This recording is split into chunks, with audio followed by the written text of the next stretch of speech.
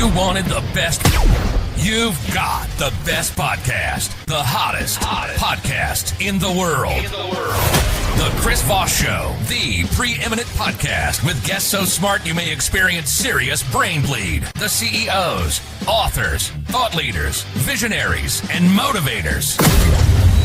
Get ready. Strap yourself in. Keep your hands, arms, and legs inside the vehicle at all times, because you're about to go on a monster education roller coaster with your brain.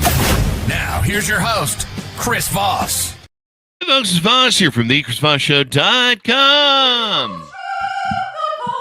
There you go, ladies and gentlemen. The latest things that makes official. Welcome to 16 going on 17 years of the Chris Voss Show. 2,500 episodes going on 2,600. And we're bringing you just the most amazing people all the time. But in the meantime, we need you to go to goodreads.com/Chris Voss, LinkedIn.com/Chris Voss, Chris Voss1 on the TikTokity, and all those crazy places on the internet. Today, amazing young lady on the show. We're going to be talking with Dr. Sarah Young, PhD. She is the founder of Neurosynergy Integrative Health. We're going to find out how to be healthier, because, I've been seeing the doctors lately for a hernia surgery, and it's tough out there in the marketplace, especially with hospitals and different things going on. You definitely want to keep your health up, because the less time you can spend in the hospital, the better. With over a decade as a licensed speech language pathologist and advanced training in integrative health, neuroscience, and consciousness studies at Quantum University, she helps adults with invisible, complex health challenges and move from overwhelm to clarity. She blends the science of neuroplasticity with multidimensional healing processes, showing that transformation is possible when science and the soul work together. Welcome to the show, Sarah. How are you? I'm good. Thanks for having me, Chris. I appreciate how you bring negotiation into places that people don't always expect, beyond, law enforcement and high-stake business, but also into relationships and everyday life. There you And go. Well, you I got to think negotiate. Yeah. absolutely. And I was struck by your episode where you Now, said you're that. thinking of the other FBI agent. You're thinking of the FBI Ah, agent. He's the guy who copied our awards and systems in 2016. We oh. built the original Chris Voss brand in 2008. Hey, we'll edit this out. So, Dr. Sarah, give us your .coms. Where can people find you on the interwebs? Neurosynergyhealth.com. There you go. There you Yeah, go. yeah. And so give us a 30,000 overview of what you guys do there. Well, we blend integrative medicine with neuroscience. So we help adults heal from invisible challenges like brain fog and burnout and chronic illness. So we blend science and soul. We blend the East and the Western sides of medicine. Mm-hmm. There you go. And how long have you been doing this? I just started Neurosynergy Integrative Health in April, so Mm-hmm. it is new. There you go. So what got you into it? Tell us what led you down this path of getting into this type of science, as it were. Well, actually, Chris, I experienced a traumatic brain injury Mm-hmm. right before the pandemic hit. And when the pandemic hit, I lost access to my health insurance. Mm-hmm. And that put me in a place of desperation with my health and Mm-hmm. my life. And so I enrolled in my PhD program to learn how to be a healthier person and how to help teach other people how to be healthy and live healthy lives. There you go. Would you say it's a mindset people need to have, or maybe cleaning out their mental state so that they can, sometimes what's a lot of toxic in the brain ends up manifesting itself in the body. Is that correct? That is absolutely true. Mm-hmm. And, over the years, I've learned that transformation, it's not just, one thing, it's many things. And one of the things is the stories that we tell ourselves and the thought patterns that we have in the mindset. So if we come into our healing with the idea that we've labeled ourselves as damaged or we're broken in some way, then we've kind of given it up right then and there. Yeah. But you can also come to the table with openness and a willingness to see alternate pathways. And really, that's where healing takes place. Yeah. Yeah, I mean, healing in the mind and body, and it's interesting how sometimes the body, they say the body keeps the score, and so many times, like we said, what's manifest in the mind ends up getting stored in the body.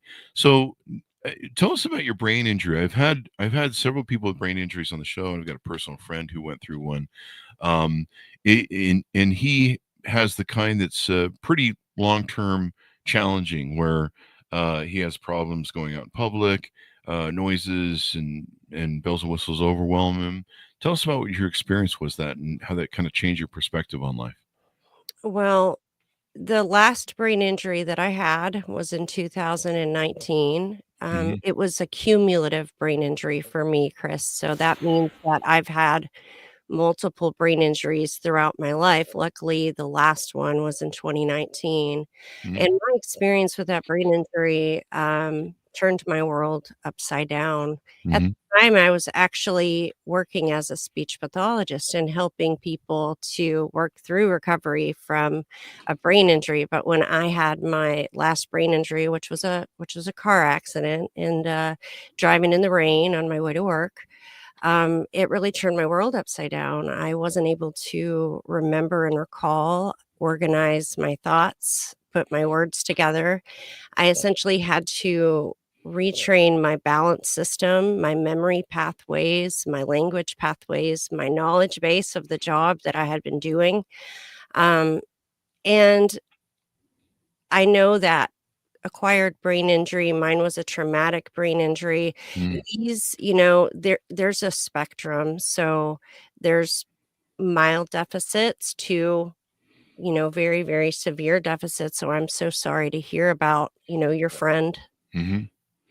Yeah, we had another gal who wrote a book about her daughter who was hit by a car and suffered severe brain injury. And she kind of, a lot of them seem to have the same similar thing. They have trouble functioning after that, where any sort of overwhelming noises, overwhelming input, can really drain them. He'd just been drinking some vodka, and I guess he was standing in his kitchen and he passed out and woke up with his he cracked his head open and was Mhm. bleeding all over the floor. They had to go in and drain the blood out of his head. Um, and the other gal, she had a car accident. But some of the videos I watched of some of the folks that I trip across on like TikTok and different things, there can be some different issues. So, is that kind of what prompted you to start your venture here that you're doing? Absolutely, Hmm. because when I was recovering from my brain injury, as I was going through the PhD program, and I was learning so many things along the way, like, oh my goodness, wow, this can help, this can help. And as I built up that toolbox, I really realized, wow, like there's so much that other people can learn and grow from. And to what you said earlier, Chris, I will say that although you're hearing me now and I sound quite well, right? I Hmm. look very good. Hmm. I do have some of those long-term sensitivities that you mentioned earlier. So, for Hmm. example, sunlight. I can't leave my home without a pair of sunglasses on my head Wow. because the light, when it hits my eyes, it causes a debilitating migraine. Hmm. I don't go into certain crowded areas like a crowded mall. It's just not a good place for me. The sounds, the movement, the sensory stimulation, it can be a whole lot. I've learned a lot in the years of how to navigate those places better by learning how to regulate my nervous system Hmm. and to breathe and bring myself into a state of balance and harmony and relaxation, but it's been a lot of work. Yeah, yeah. And so, how do you work at your company? What are some of the services and programs that you take and utilize there? So, people usually come to me for a few different reasons. They might want to reset their nervous system. They might want to rewire their thought patterns. They might want to renew their physical health or remember who they are. And Mm. so, when I'm working with people, we're multidimensional beings. We're not only just the parts that you and I can see when we look at each other through the computer right now, right? Hmm. But that would be what I consider form. So, form is our physical body, and it can also include things in your environment that might irritate your physical body. Like, for example, if you have an allergy to gluten or dust or mold, your form is going to react in a certain way. And so, the environment being part of your ecosystem, you'd want to bring that into balance. And there's also other areas on that quantum healing map, like flow, which would include your emotions and your energy flow and your movement. It would include your field, which would include your energy and your connections to your family, to your community, to the world around you. It would include your essence, so the part of you that's a spiritual being and it's a soul, and it's not only just a body, with parts. So when I'm working with people, there's a continuum, and it can be as wide and expansive as the individual and as unique as them too. Ah, there you go. Well, that's pretty awesome. Now, who are your prospective clients? If people are out there in the audience listening, who are the best clients that you like to work with and you feel you can help the most? I think any individual that is seeking clarity and balance, maybe they're not sleeping, they're stressed, they're burned out, they have tried so many different things and nothing's working.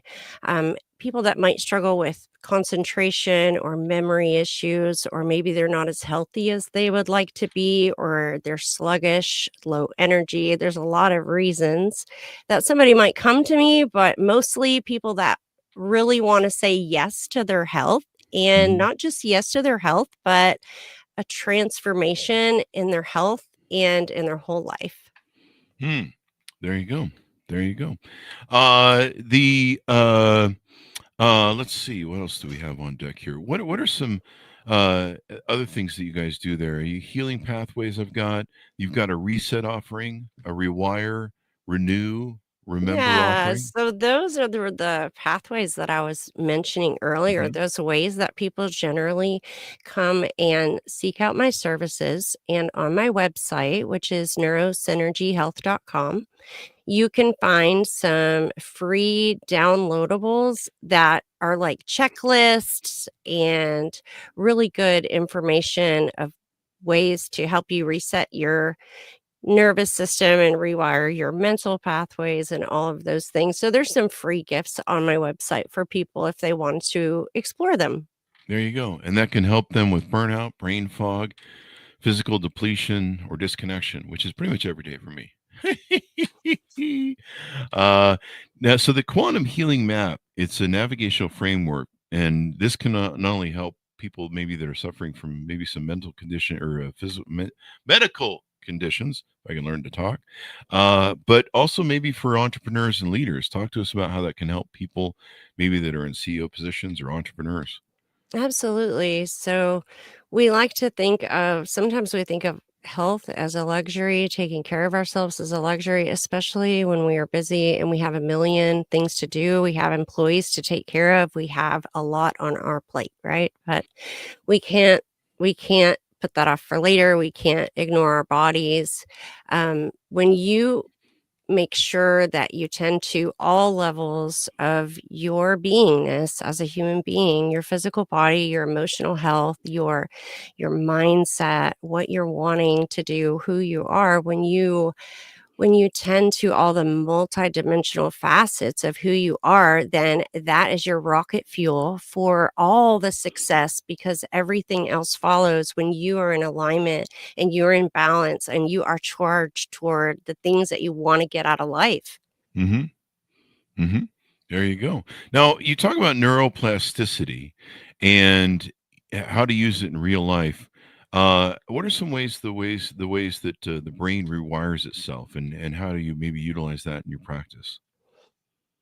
I love neuroplasticity. Neuroplasticity really offers us a whole lot of hope. And can you define that for us, lay a foundation for Yeah. us? So, neuroplasticity is the brain's ability to reroute itself, rewire itself, if you will, and to forge new pathways where something maybe has occurred that has made that difficult. So let me give you an example, Chris, because a lot of the clients I work with tell me this is really helpful as an example. Mhm. So last fall, there was Hurricane Helene in Western North Carolina. Mhm. And my sister lives out there, and that damaged the interstates. Okay. All the interstates kind of got washed out, and all the people that lived in those areas, they had to reroute, they had to find new pathways to get to a lot of the places that they have gone for years and years and years. And now that they're having to reroute, it's taking them longer. They're having to go on unfamiliar pathways. Mhm. Over time, they become more familiar. So, neuroplasticity is kind of like that in terms of your rerouting. And the great thing is, it's all about persistence rather than perfection. So, Mhm. if you're going to train, so I'm going to give you an example of mine. So, one of the problems I had after my brain injury is a loss of balance when I would turn my head. So if I was walking and I turned to look at something, I would start walking in the other direction. Like you see on Mario Kart, you know how when you turn the wheel, your whole body moves? Yeah. Well, my body was doing that when I was walking. Oh, wow. So I had to retrain that on a treadmill, walking very slow speeds with my hands on the bars. And I would slowly turn my head and track every pixel in the room, but I did that day after day after day for like 30-minute sessions for several months. And now I can walk down, I can walk and turn my head and I don't fall over anymore. But it Mm. wasn't about just doing it one time, right? I spent a lot of time doing that over and over. So neuroplasticity, the brain needs hundreds or thousands of those repetitions for things to get, you know, ingrained. And the same goes for weight training, right? You don't go Mhm. to the gym and lift a couple of weights and then be like, I'm done for the week. I'm going to grow muscles now. It just doesn't work like that. You got to, right. You got to put in the work. You got to put in the time. You got to What? add extra weight. What? Put in the work. I don't want to do that. Can I hire somebody to do that for me? There you go. I mean, really good points, and yeah, it is interesting how you can remap the brain, and of course, daily repetition. That's kind of one of the ways we work on, goals and mindset and manifestation. You focus on what you want, and the brain in the background will go to work on stuff. I use my subconscious mind a lot. I'm like, hey man, this problem is, see if we can fix it. And then, one day I'll wake up and like, boom, it gives me the answer. Hmm. The subconscious mind is pretty bored back there doing stuff. It's playing, dreams while we're asleep, and, it's running the show. I mean, you don't sit there and think every day, I got to make sure my heart beats. Right. Let me focus on that. It's Mm, back there running all sorts of shit. And some of it comes up with really good stuff. Like I have this weird thing that's going on with me for the longest time lately, where I have a lot of insomnia, and mm, I'll have these dreams while I'm awake, and so I'm laying there in bed, and I'm kind of in like some sort of half state mhm, where I must be slipping into sleep, but and they've gotten worse since my surgery. I think my body's really trying to heal, because if I take like even an hour nap, I go into like the deepest sleep, and I think my body's mm, trying to heal from surgery. But lately, it's like some of the shit my brain comes up with in imagination and stuff, I'm like, geez, that would have made a great horror movie. Like mm. sometimes I find myself, I'll kind of snap back conscious and I'll be like, where the fuck did that come from? What's going on in there? Where you go? I mean, I know you're imaginative, but geez, there's some dark shit coming out of there. It's scary. Or, just weird stuff that you're just like, well, that would make a great. I mean, I've had so many dreams that I've woken up and been like, that would make a great fucking movie. Like, just sometimes. And so the creative element that's back in there with the subconscious mind and, what it can focus on is pretty amazing. I think they say we only use like 5 or 10% of our brains. It depends on, I think, which area of the country you live in, but it might be less. Um, There's what's an old saying by George Carlin, 50% of whatever. Anyway, sleep. I guess I just segued into my next question for you. Sleep is a strategy. Why is the brain's self-cleaning cycle sleep? Yeah. So this is a big one. When you said I suffer with insomnia, I just thought, Mhm. oh, we should talk about that one really quick, Yeah. Chris, because that's troublesome, right? Because Yeah. when you sleep, you have the glymphatic system, which Mm. we have recently, neuroscience has seen that your brain cleans itself when you sleep, and it gets rid of the plaques and toxins and the things in your brain that aren't going to serve you the next day. It kind of gets rid of them and gives them the boot. But if you're not sleeping or if you Yeah. have chronic insomnia, it's kind of like putting the dishes in your dishwasher without rinsing them and leaving them overnight without turning it on, and then like taking them out and being like, let's have breakfast on these. Hmm. Right? We Yeah. wouldn't want to do that, right? So there's so many things that I might even recommend for you to try. I don't know if you've ever tried meditation, Chris. Have you tried Hmm. meditation? Tried meditation. Yeah.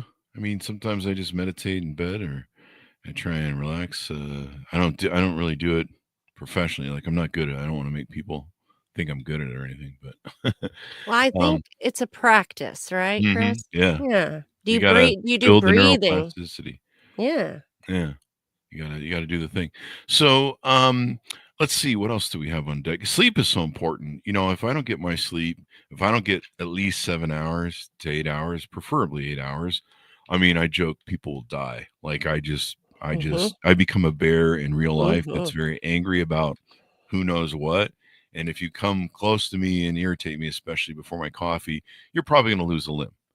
And so, I've had girlfriends over the years that are like, "You're a bear in the morning. You are not a morning person." I'm like, "Duh. Now get away from me. I have to make coffee, otherwise people will die." And in fact, there's a sign on my espresso machine that says, "No coffee, no talkie." Mm. Yeah, but I don't feel like I function well, and at my age, I'm starting to really notice if I don't get my sleep, I'm not hitting on all cylinders, especially if I go a couple days with like 5 or 6 hours of sleep. I'm not hitting on all cylinders. And I don't even feel safe sometimes going out in the car. I'm like, I don't know, man. I can tell I'm just slightly off. And that's all you need. I remember one time I did a in and out to Vegas run within in 24 hours, and I was gonna stop and sleep overnight, and I just decided I felt really good, and I was like, I'll just go back, it'll be fine. And within 2 hours of the drive, I was like, this was a mistake. Mm. And yeah, I remember I almost had a car accident because I wasn't fully aware. There was, I looked both ways and seen there was a car coming. I waited for the car and then I pulled out, but I didn't look to see if there's a car behind the car. Mm. And I think somebody pulled out of something close by me and jumped into the lane, but somehow I was tapping the gas to move forward after waiting, and this car zoomed like right in front of the hood. And Mm. I just went, oh, this is why you need to be on point.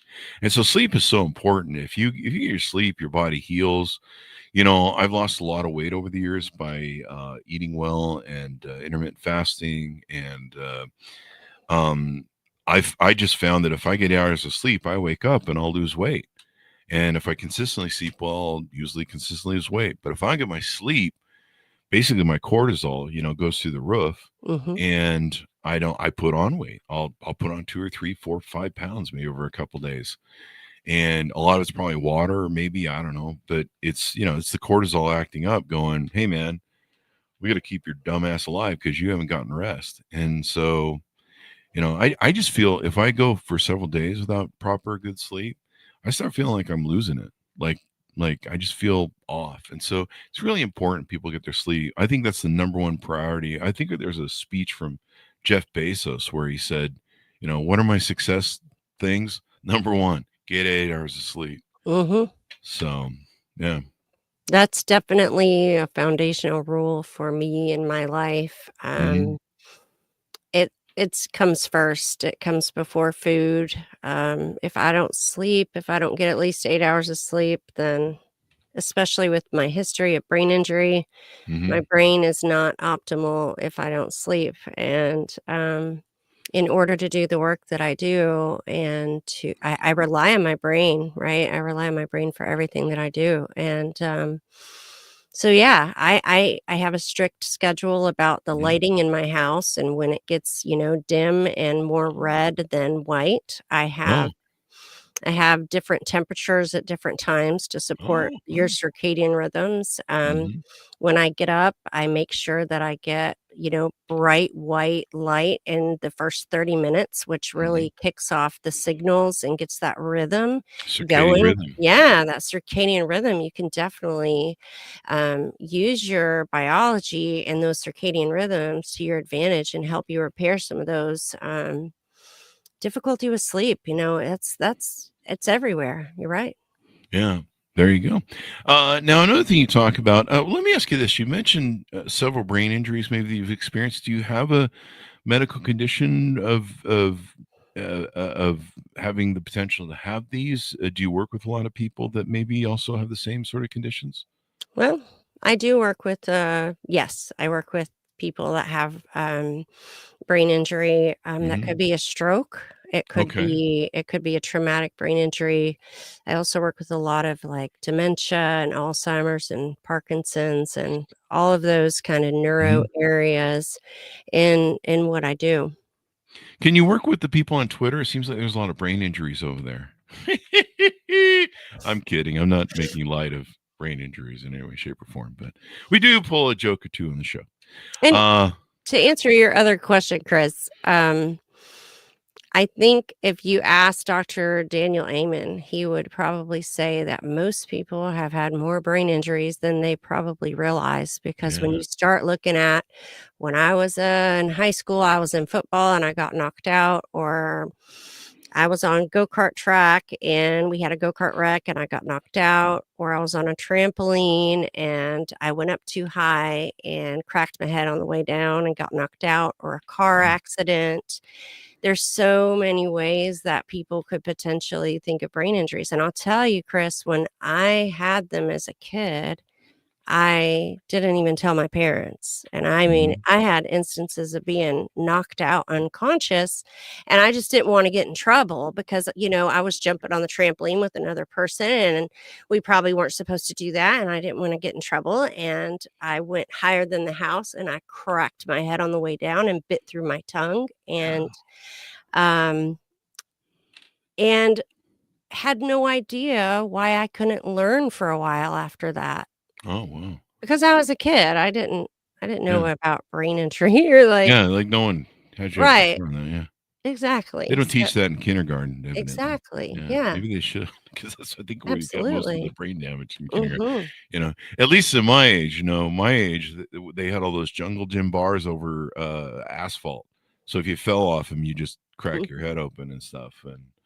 And yeah, there you go. Sensitivity is strength. Talk to us about what that is. How empaths, creatives, and innovators can harness sensitivity while managing overwhelm. I love that because for me, sensitivity used to really feel like a weakness. I really, really struggled with, um, feeling everything so intensely and so deeply. Hmm. And we can also recognize that everything that we experience in our life is a signal, is a communication of some kind. And if we view that sensitivity as a signal, as an amplifier, right, Hmm. then we can use that kind of like a microscope almost to understand ourselves better, to understand the world better, to have more empathy, to be more kind, and to take better care of ourselves if we choose to honor our sensitivity instead of what I used to do, which was, I don't want to be sensitive. I don't want to be sensitive. Yeah, it's crazy that's out there. There you can, in today's world, between the phones, the social media, between going out in public, there's a lot of overwhelm. There's a lot of input that's coming at you. And for some people, like you say, that are empaths or creatives, or maybe they're what's that? I'm an extrovert, introverts, maybe introverts. It can be really hard for them. as well. Hmm. Persistence over perfection. Why progress, not perfection, is the ultimate measure. Now, is that in regards to the neuroplasticity, doing daily repetition in life? And for me, that is like one of the underlying guidelines for everything. So, Hmm. when I choose, well, I'll just say it like this. I'm always choosing how to upgrade my life. Okay. Hmm. So I'm always choosing, hey, what can we improve a little bit today? And maybe that's, I'm going to have a sip of water every hour because I didn't drink enough water yesterday. Yeah. And that can be a game changer because your brain requires water to also function properly. Right. Mm, there you go. Yeah, or it could be, I'm gonna make sure that I get 30 minutes of exercise, however many days feels doable for me, right? So, Hmm. the American Heart Association recommends 150 minutes a week, but that's not always doable, especially when you are doing many things, wearing many hats, and responsible for many things. But instead of saying, "Oh, well, I can't do that," I can say, "Oh, but what can we do? How can we enhance our whatever that might be," right? Hmm. And make it better. So that persistence over perfection for me is really about every day I compare myself to who I was yesterday and I think about how can I level up for tomorrow? Hmm. Yeah. How can you level up and go to the next level? So on your website, I see people can book with you for a call or for help, book a session. Talk to us about how people can book with you and reach out to you and learn more. Yeah, so there's a free 30-minute consult available to you on my website. You just have to click the link and schedule at a time that works for you. Just remember that you're not broken, you're becoming, and healing isn't a quick fix. It's a process Mhm. of co creation that you choose into. Yeah. And it can take time. And so they can reach out to you on the website. They can click the book of synergy check-in for a one-on-one call. And it's a free, and then you have a free 30-minute clarity call too Yep. to explore stuff. Tell us a little bit about that if you want. Yeah, so I would book a free 30-minute clarity call directly from my website, and then we can chat from there and see what works for people. There you go. There you go. Well, thank you very much, Doctor, for coming on the show. We really appreciate it. Absolutely. Thank you so much for having me, Chris. I hope you have a blessed and beautiful evening and many blessings to all of you and all of your families. There you go. Give us your .coms one more time as we go out too. Yeah, neurosynergyhealth.com, NEUROHEALTH. Well, I skipped the synergy there. I'm sorry. Go ahead. NEUROSYNERGYHEALTH.com. There you go. Well, thank you very much, Sarah. Thanks, Saronis, for tuning in. Go to goodreads.com/Chris Voss, LinkedIn.com/Chris Voss, Chris Voss, Facebook.com/Chris Voss, and all those crazy places you can find us on the internet. Be good to each other. Stay safe. We'll see you next time.